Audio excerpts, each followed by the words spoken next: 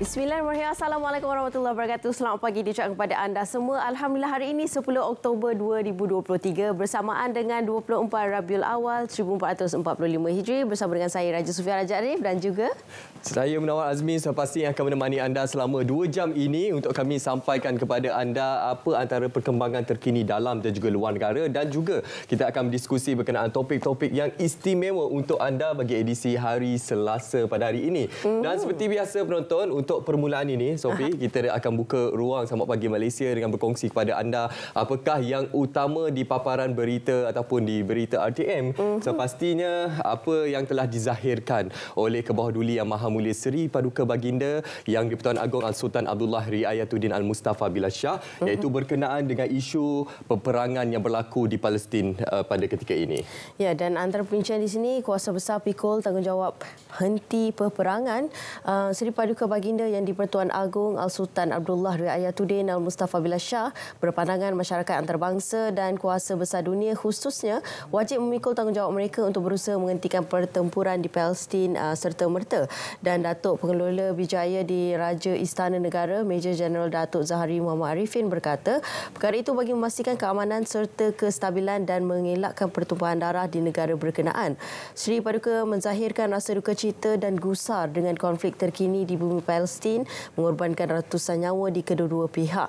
Dan antara yang lain juga, Sultan Abdullah yang di-Pertuan Agong juga turut menzahirkan sokongan kepada ketetapan Kerajaan Malaysia yang menggesa Majlis Keselamatan Pertubuhan Bangsa-Bangsa Bersatu mengambil tindakan segera selain menggesa semua pihak menghentikan keganasan bagi melindungi nyawa orang awam.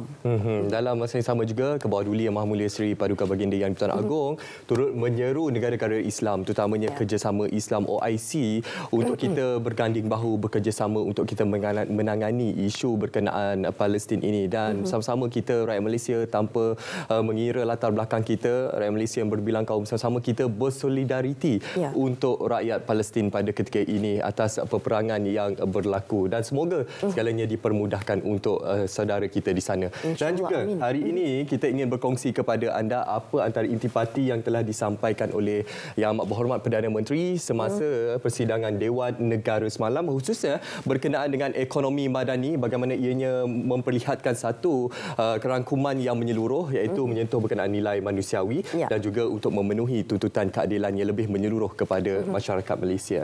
Ya, dan antara perkongsian di sini iaitu menurut Perdana Menteri Datuk Seri Anwar Ibrahim, berbeza dengan dasar wawasan kemakmuran bersama 2030 yang diperkenal sebelum ini, tidak menekankan soal tata kelola dan permasalahan semasa negara. Dan antara lain juga, menurut Perdana Menteri, ekonomi madani turut mengambil kira situasi semasa negara yang tidak boleh dipadankan dengan kerangka barat.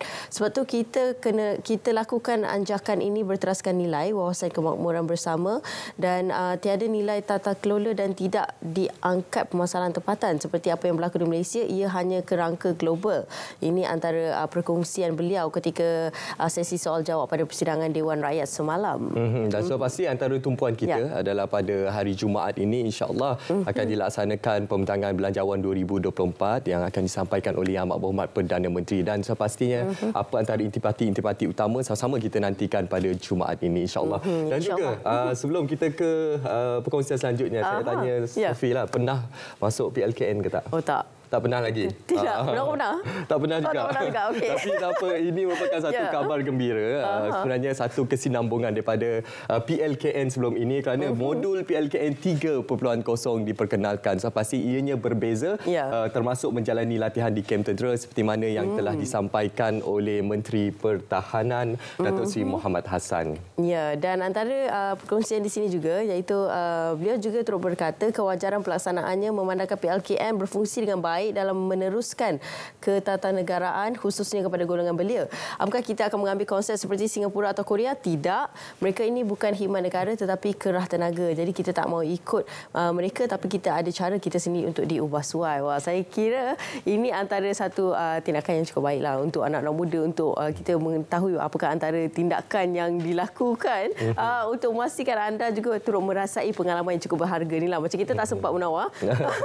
Tapi alhamdulillah sempat bermanfaat untuk generasi-generasi yang akan datang selepas ini. Betul? Untuk kita mengukuhkan lagi semangat cintakan pada negara. Dan sepatutnya hari ini 10 Oktober 2023. Tarikh yang cukup penting sebenarnya. Hari ini merupakan Hari Kesihatan Mental Sedunia. Jadi sepatutnya kita selepas ini akan membawakan kepada anda topik berkenaan kesihatan mental. Apakah antara stigma-stigma yang akan kita ketahui yang perlu kita tepis sebenarnya untuk kita menangani isu permasalahan kesihatan mental ini. Betul. Baik, dan seterusnya Menor, kita akan berhenti berehat seketika. Kembali nanti banyak perkongsian menarik akan kami sajikan kepada anda sebentar saja lagi.